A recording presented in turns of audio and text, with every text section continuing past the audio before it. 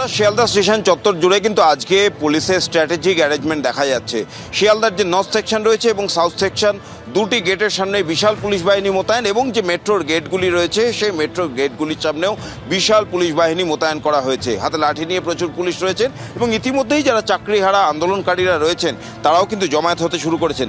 দেখেছেন নিশ্চয়ই যে কী পরিমাণ পুলিশ এখানে দিয়েছে। বিকাশ ভবনে আমরা দেখেছিলাম যে আপনাদের উপর বেধড়ক লাঠি পেটা হলো, আজকেও কি সেরকম কিছু হতে চলেছে নাকি?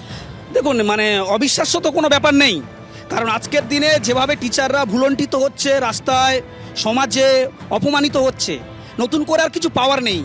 পুলিশ প্রশাসন বিভিন্ন রকমভাবে প্রচেষ্টা চালাচ্ছে যাতে করে আমাদের এই মুভমেন্ট, আমাদের এই আন্দোলন যাতে স্তীমিত হয়, কিন্তু আমরা কোনো কিছুকে ভয় পাই না। বুকে লাথি মেরেছে, পেটে লাথি মেরেছে, তারপরেও আমরা এখনো পর্যন্ত রাস্তা ছাড়িনি, কারণ এই পথই পথ দেখাবে। আমরা আন্দোলন চালিয়ে যাব যতক্ষণ না আমাদের বিষয় সুরাও হচ্ছে, অর্থাৎ এক্সাম না দিয়ে আমরা আমাদের স্বপদে বহাল থাকতে চাই।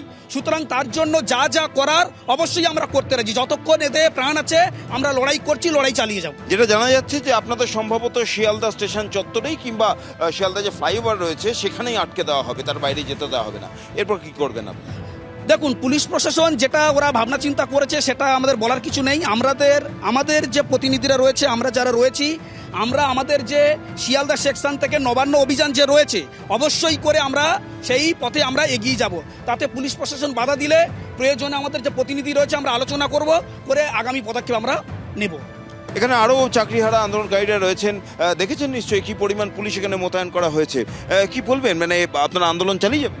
অবশ্যই আমরা আন্দোলন চালিয়ে যাব, যেহেতু আমরা যোগ্য শিক্ষক। যতক্ষণ আমাদের যোগ্যতার বিচার না পাচ্ছি আমরা ততক্ষণ চালিয়ে যাব, কারণ আমরা পুলিশ প্রশাসন আমাদের বাধা দিক আর যাই করুক, আমরা আমাদের আন্দোলন চালিয়ে যাব।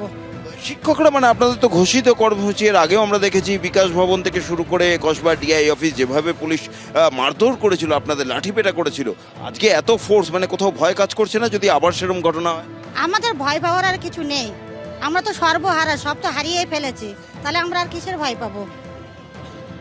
অর্থাৎ শুনতেই পারলে যে পুলিশ বাধা দিলেও তাহলে কিন্তু আজকে আন্দোলন তারা চালিয়ে যাবেন। এখানে আরও একজন রয়েছেন, তিনি দৃষ্টিহীন শিক্ষক, আজকের এই আন্দোলনে তিনিও সামিল হয়েছেন। কোথা থেকে আসছেন আপনি?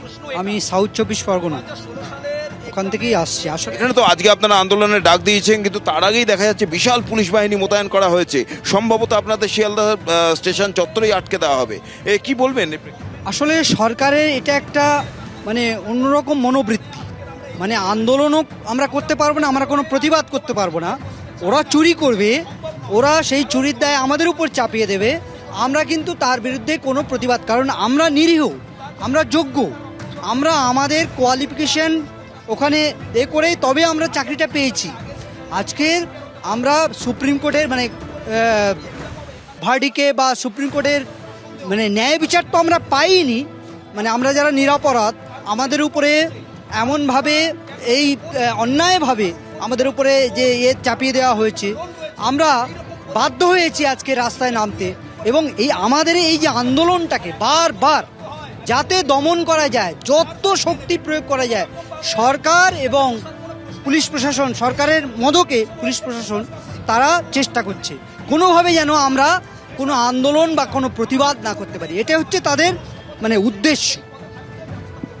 অর্থাৎ শুনতেই পারলে যে চাকরিহারা যারা আন্দোলনকারী তারা কিন্তু নিজেদের দাবিতে অনড়, এবং ইতিমধ্যেই তুমি জানো যে পরীক্ষার বিজ্ঞপ্তি জারি হয়ে গেছে এবং সেই নিয়েও কিন্তু চাকরিহারারা জানিয়েছেন, এবং তারই প্রতিবাদে মূলত কিন্তু আজকের এই মিছিল শিয়ালদা স্টেশন থেকে নবান্ন পর্যন্ত মিছিলের ডাক দিয়েছেন এই চাকরিহারা যারা শিক্ষক, শিক্ষিকা এবং অশিক্ষক কর্মীরা। কিন্তু শেষ পর্যন্ত তারা সেই মিছিল করতে পারবে না, কারণ আমি প্রতীকে একটু ছবিটা দেখাতে বলবো যে গোটা শিয়ালদা স্টেশন চত্বর কার্যত পুলিশি নিরাপত্তায় মুড়ে ফেলা হয়েছে প্রত্যেকটি গেট। অর্থাৎ এদিকে আমরা যেখানে দাঁড়িয়েছিলাম সেটা হচ্ছে শিয়ালদা। তুমি আমাদের ছবি দেখাতে থাকো।